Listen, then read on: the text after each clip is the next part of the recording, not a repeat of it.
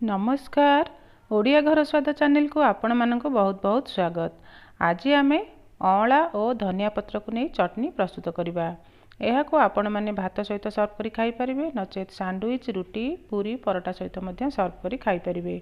आशा करुच्चे रेसिपीटी आपण मानक निश्चय पसंद आसीबो। तेबे चलंतु डेरी नकरी आरंभ करबा आज रेसिपी। प्रथमे एथिपाई कौन कौन सामग्री आवश्यक चलंतु देखि नेबा। मु एठी 4टी अँला को छोट छोट खंडरे काटी नहीं और यार मंजी को बाहर कर नहीं। गोटे कप पाखापाखि धनिया पत्र नहीं, गोटे छोट चमच जीरा नहीं, 2टी कंचा लंका नहीं, छोट खंड अदा नहीं, 2 कोला रसुण नहीं और स्वाद अनुसार लुण नहीं। वर्तमान यही सब सामग्री को आम गोटे ग्राइंडिंग जार को उजाड़ी नेबा। यह पूर्वर मो चैनल रे ऑथेंटिक ओडिया स्टाइल धनिया चटनी किभली भाव में प्रस्तुत करा जाए तार रेसिपी ऑलरेडी अपलोड कर सारी। आपन जदि सही रेसिपी को देखि नांती मु तार लिंक डिस्क्रिप्शन बॉक्स रे दे देछि। आपन चाहिले सही रेसिपी को मध्य फॉलो करि परिबे।